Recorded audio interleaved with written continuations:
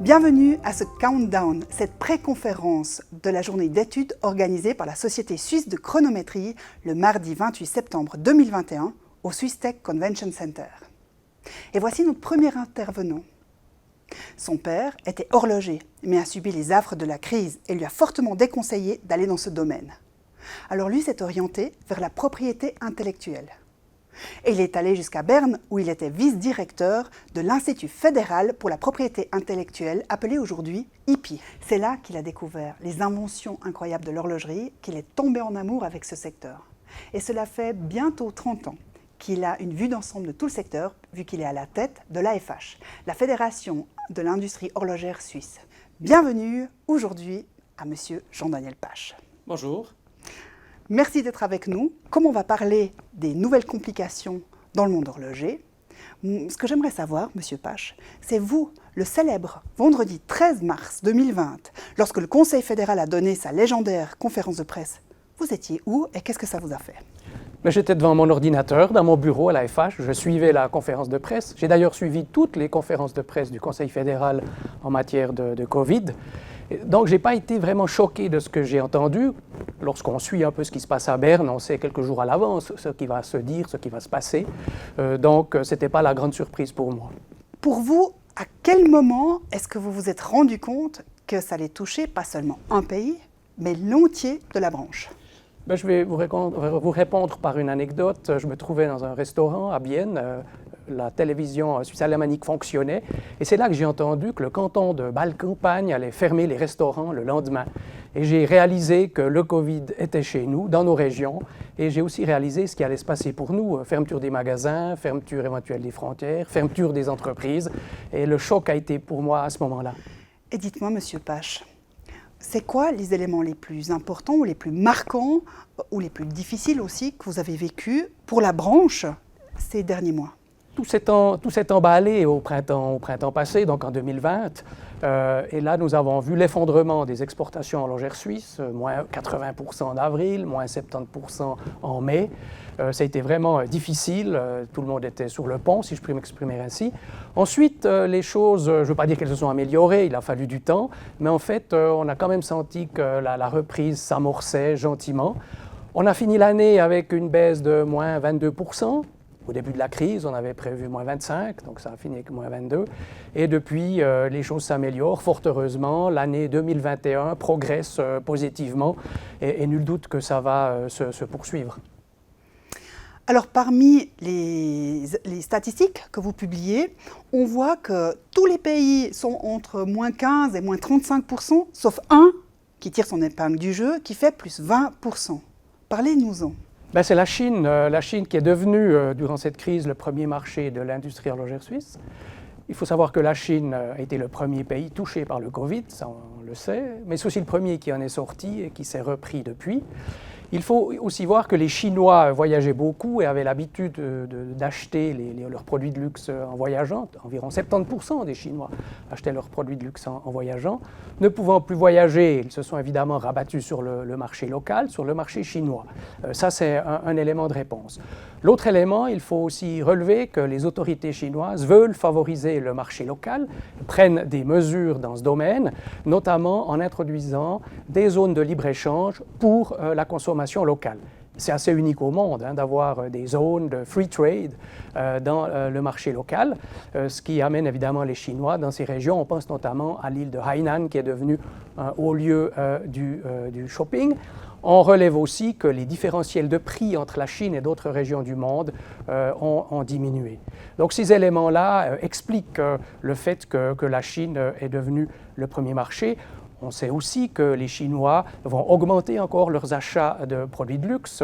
Ils représentaient environ le 33% en 2019. On pense que les Chinois vont atteindre 46 à 48% des achats de produits de luxe au niveau mondial. Donc les Chinois vont rester importants pour nous à l'avenir aussi. Et d'autres mutations que vous avez constatées dans le monde horloger suite à cette pandémie qui a touché le monde entier? Nous avons relevé que des phénomènes qui existaient déjà avant la pandémie se sont renforcés, fortement renforcés, ont accéléré aussi. On pense tout d'abord au e-commerce, qui est devenu le seul moyen de vendre des produits lorsque les magasins étaient fermés. Nous avons aussi constaté que les entreprises, les marques ont dû aller chercher le client chez lui, puisque le client ne pouvait pas se déplacer, les marques non plus d'ailleurs, et on a assisté à l'évolution des ventes en ligne, bien sûr, mais aussi des présentations en ligne, présentations de produits. Les réseaux sociaux ont également pris une place importante comme vecteur non seulement de communication, mais aussi de vente. Ce sont donc des éléments qui sont devenus très, très importants au niveau de la distribution horlogère. Alors on sait que le e-commerce ne va pas remplacer le commerce traditionnel, mais il va continuer d'augmenter. S'il représentait entre 10 et 15% en 2019, il va dépasser les 30% environ dans 5 ans. Il me semble avoir noté aussi une accélération dans la modification des grands événements horlogers. Absolument, le présentiel n'était plus possible. On a assisté à l'annulation des événements horlogers, les différents salons notamment, et les salons se sont déroulés en ligne, ou partiellement en ligne ou totalement en ligne. De nouveau, on a vu l'adaptation du monde horloger pour continuer d'atteindre les clients, de présenter les produits, quelque part de continuer de vivre. Les éléments ont fait qu'il n'y avait pas d'autre solution, et cela a conduit à cette évolution du digital. Vous parlez d'évolution. Parlez-nous aussi des conditions cadres, vu que vous avez une vue d'ensemble de la branche, mais au niveau mondial également. Nous avons constaté, c'est souvent le cas en temps de crise, nous avons constaté la montée en puissance des nationalismes. Les nationalismes attirent avec eux le protectionnisme.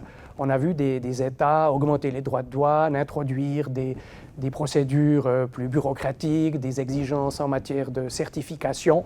Et tout cela a rendu et rend la vie plus difficile pour nos exportations. Il faut savoir que l'horlogerie exporte à peu près le 95% de sa production. Nous avons besoin du libre-échange, nous avons besoin de marchés ouverts. Fort heureusement, environ le 80% de nos exportations sont couvertes aujourd'hui déjà par des accords de libre-échange. Mais on a vu parallèlement la population plus soucieuse d'acheter localement, de critiquer les échanges commerciaux au niveau mondial, en raison de la protection du climat, par exemple. Et il faut savoir qu'une entreprise, pas seulement une entreprise, mais nos entreprises et une branche comme la nôtre ont besoin du libre-échange pour se développer. Un événement important que je relève, c'est la votation du peuple suisse sur l'accord de libre-échange avec l'Indonésie, et on a vu que cet accord a été accepté de justesse. Ça veut dire que pour nous, horlogers, pour d'autres secteurs aussi, il faudra encore beaucoup plus expliquer la nécessité du libre-échange et des marchés ouverts pour notre industrie, parce que si on veut continuer de se développer, il faut continuer aussi d'avoir accès à des nouveaux marchés. Je viens de parler de l'Indonésie, on pense à l'Inde, on pense à l'Argentine, on pense au Brésil, et il faut pouvoir améliorer ces conditions cadres, mais ça passera par une amélioration du libre-échange. C'est un défi qui nous attend à l'avenir. Quand on vous imagine à la tête de l'AFH, vous avez vraiment une vue d'ensemble de tout le secteur, mais aussi de tous les marchés. Comment vous voyez dans le futur les influences géopolitiques ? La géopolitique est importante pour nous, puisque l'horlogerie a besoin de pays calmes, et j'ai envie de dire, et d'un monde calme pour évoluer. Lorsqu'il y a des tensions, lorsqu'il y a des conflits, on sent que les consommateurs sont plus frileux. Quelque part, ils n'ont pas envie de se faire plaisir quand les choses ne vont pas bien. Et donc, nous suivons très attentivement l'évolution politique. Je pense notamment au Moyen-Orient. Imaginons une guerre avec l'Iran, les chamboulements que cela pourrait poser au Moyen-Orient et les effets néfastes sur notre branche. J'aimerais aussi évoquer les tensions commerciales entre la Chine et les États-Unis. On entend les surenchères vociférées par les deux parties. Et les États-Unis et la Chine sont nos deux principaux marchés. Nous avons donc intérêt à ce que la situation ne dégénère pas. Et il nous faut aussi trouver un autre chemin entre les sanctions que peuvent décider l'un ou l'autre des pays. Nous avons intérêt à discuter avec tout le monde, à rester serein avec tout le monde. C'est aussi pour nous l'engagement que nous prenons et aussi le message que nous donnons à nos autorités, c'est de dialoguer avec tous les pays de façon à conserver des relations sereines pour le bien de notre industrie. Dans ce marché-là, vous avez beaucoup parlé aussi du Swiss Made et il semble que la régulation ait un tout petit peu changé. Que pouvez-vous nous dire à ce sujet ? Le Swiss Made est un élément important de l'horlogerie suisse, avec les marques, avec les designs, avec les brevets. Ça fait justement partie de la propriété intellectuelle. Pour nous, il est important que le consommateur qui achète une montre suisse reçoive une montre qui est réellement fabriquée en Suisse. Cela signifie que la majorité de la valeur de cette montre, cela signifie que les opérations essentielles ayant conduit à la fabrication de ce produit soient réalisées en Suisse. C'était l'enjeu du projet Swissness pour lequel nous nous sommes battus au Parlement, au Conseil fédéral, pour renforcer les critères du Swiss Made afin de conserver la crédibilité de nos produits et la confiance des consommateurs dans les produits Swiss Made. Donc aujourd'hui, les opérations essentielles doivent être faites en Suisse, le mouvement doit être suisse, le développement technique doit être fait en Suisse, et il faut également que la valeur, le coût de revient du produit génère 60% de valeur suisse. Alors c'est un minimum pour nous, mais c'est un minimum déjà important pour garder cette confiance au niveau mondial. Et vous vous engagez beaucoup aussi pour la lutte des contrefaçons. Qu'en est-il? Est-ce que la pandémie a accéléré ou au contraire freiné ces effets négatifs? La lutte contre la contrefaçon reste une priorité pour l'horlogerie suisse. Je rappelle qu'elle provoque de grands dommages pour notre branche. On estime les pertes à environ 2 milliards de francs suisses par année et une perte d'environ 4000 emplois. Donc, il faut protéger notre patrimoine, il faut lutter contre les contrefaçons. Cette lutte existait déjà avant la pandémie. Mais bien évidemment, avec l'augmentation du e-commerce, la contrefaçon a augmenté également sur les réseaux sociaux et sur le e-commerce, si je puis m'exprimer ainsi. Nous avons une équipe dédiée à la FH pour lutter contre la contrefaçon online. Il s'agit de détecter les annonces de fausses montres suisses et les déréférencer, à savoir les faire disparaître des réseaux sociaux et des plateformes de mise en vente, de façon à ce que ces montres ne puissent pas être vendues. Nous stoppons environ 1 million à 1,2 million de fausses annonces par année et nous avons dû effectivement renforcer notre action dans le domaine du online durant cette pandémie, parallèlement à la lutte, à la lutte traditionnelle, à savoir la saisie des contrefaçons physiques. Et comment, peut-être avec la pandémie, le secteur du pre-owned, du marché d'occasion, a-t-il évolué, M. Pache? J'ai envie de dire que c'est un secteur qui n'a pas souffert de la pandémie. Le pre-owned existait déjà avant, on le sait, il se développait, et il a pris de l'envergure durant la pandémie. Et on peut estimer que ce marché pre-owned va augmenter de 15 à 20% par année durant les 5 prochaines années. On voit que c'est un marché important qu'on ne peut pas ignorer, quelle que soit la politique des marques, chacun fait ce qu'il veut dans ce domaine, mais on voit qu'il y a de la demande. J'aime aussi relever que le pre-owned, par le fait que les montres puissent avoir plusieurs vies, c'est aussi tendance à l'heure actuelle. Nous vivons effectivement avec cette volonté de protéger le climat, de protéger l'environnement, de protéger la santé humaine, et la durabilité des produits est devenue un thème important. Et le pre-owned peut permettre aussi à l'horlogerie de se positionner en relevant que les montres ne deviennent pas obsolètes, mais elles vont continuer de vivre. À ce propos, j'aimerais raconter une anecdote. Ça se passait en Russie il y a quelques années. La Russie a introduit une taxe pour le recyclage. Et chaque produit en Russie doit payer 1 ou 2%, je ne sais plus par cœur, sur le prix de revient concernant cette taxe. Nous sommes intervenus en Russie avec les autorités fédérales en disant « Mais vous savez, les montres suisses, ce ne sont pas des produits qu'on recycle, ce sont des produits qu'on continue d'utiliser et qui peuvent avoir plusieurs vies. » Et les autorités russes ont accepté de libérer les montres suisses de cette taxe. Je trouve que c'est un exemple assez intéressant. Absolument. On voit que vous êtes à disposition des marques aussi pour les aider à lutter contre les différentes problématiques qu'elles peuvent rencontrer, vu qu'il faut connaître les législations de tous les pays. Vous avez des accès directs à la Confédération. Dites-nous un petit peu comment vous fonctionnez à la FH, puis quels sont ces accès directs que vous avez? Tout d'abord, nous sommes très attentifs à tout ce qui se passe sur nos marchés, en Suisse, dans le monde, très soucieux des conditions cadres, des événements géopolitiques. En fonction de ce qui peut se passer lorsque nous détectons une réglementation, une législation en Suisse ou à l'étranger, tout d'abord nous l'analysons pour identifier des faits éventuels pour l'horlogerie. Il s'agit de voir si cette législation va impacter la production. Est-ce qu'il nous faut réagir pour obtenir un délai d'adaptation plus long? Est-ce qu'il nous faut essayer d'agir pour obtenir une exemption pour les produits horlogers et ensuite nous conduisons nos actions. Si je pense à la Suisse, nous avons un réseau en Suisse avec les principaux offices fédéraux qui nous concernent, le secrétariat d'État à l'économie, l'administration fédérale des douanes, l'Institut fédéral de la propriété intellectuelle, l'Office vétérinaire fédéral pour les bracelets en cuir de reptiles. Et donc, si nous avons besoin d'intervenir à l'étranger, nous passons par ces instances pour avoir accès aux ministères compétents dans les pays où nous avons des problèmes. Nous agissons aussi auprès du Conseil fédéral. Lorsque les conseils fédéraux partent à l'étranger et qu'ils veulent parler de sujets économiques, très souvent nous les accompagnons de façon à avoir accès aux ministères des pays étrangers, des pays visités, pour qu'on puisse déposer des messages horlogers. Pendant la pandémie, j'ai participé à toutes les tables rondes avec notre ministre de l'économie, conseiller fédéral Guy Parmelin, pour justement le rendre attentif aux effets de la pandémie sur l'horlogerie et à nos besoins.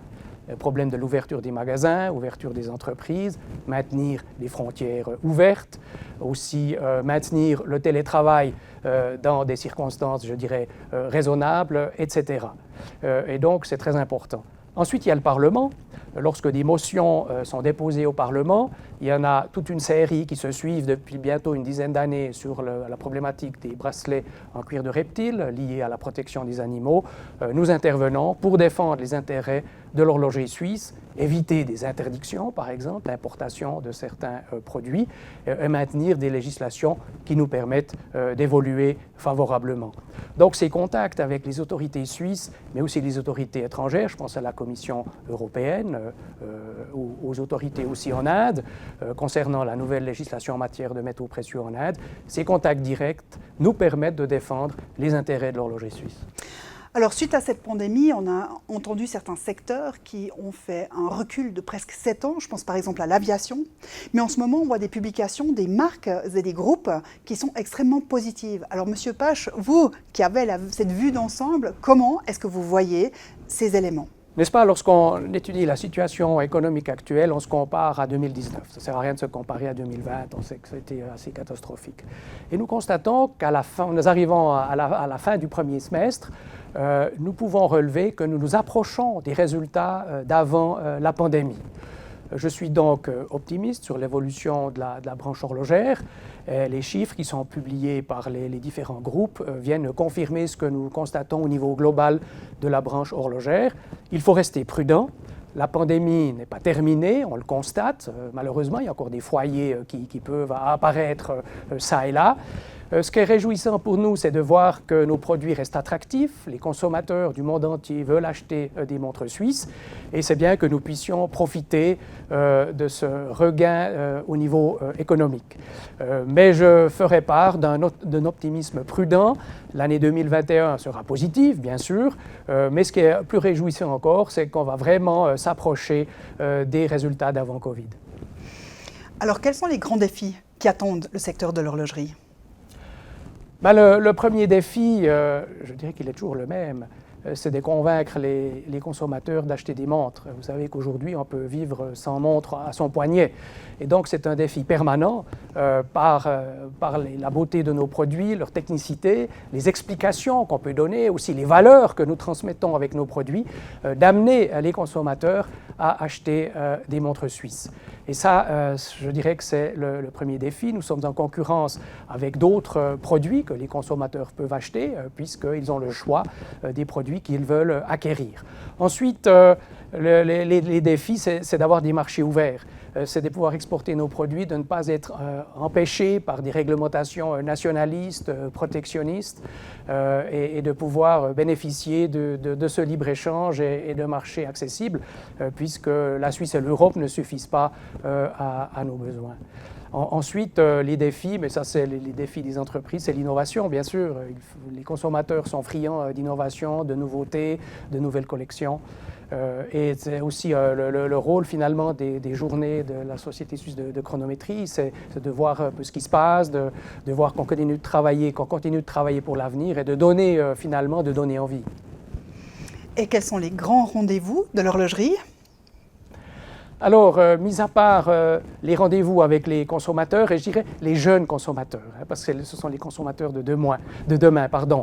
Les millennials, bon, ils se font déjà un petit peu plus vieux, mais la génération Z, il faut convaincre ces gens de l'intérêt de porter des montres suisses et de s'intéresser à l'horlogerie.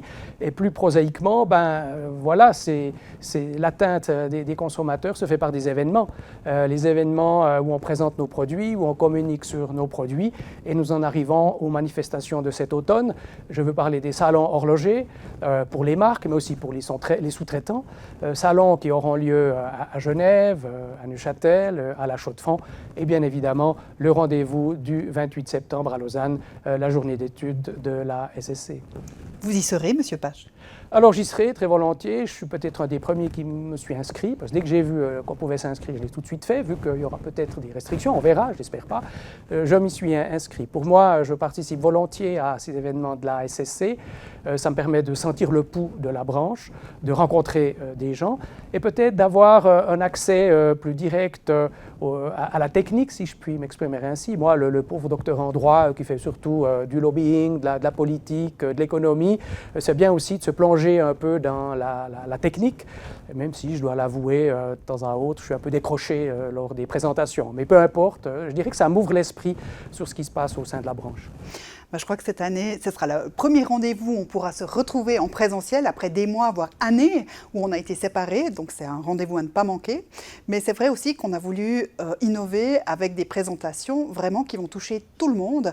Et que ce soit les gens qui sont dans les bureaux techniques, que ce soit les gens qui sont en administration, en finance, à la vente, au marketing. Le but, c'est qu'on se retrouve enfin tous ensemble pour, comme vous l'avez dit, prendre la température, échanger, voir comment les uns et les autres ont fait pour passer ces mois difficiles. Qu'est-ce qu'ils ont fait pendant ces mois pas évidents pour écrire l'histoire de demain? Parce qu'on sait que l'horlogerie s'est relevée à chaque fois plus forte après toutes ces crises, donc c'est très important.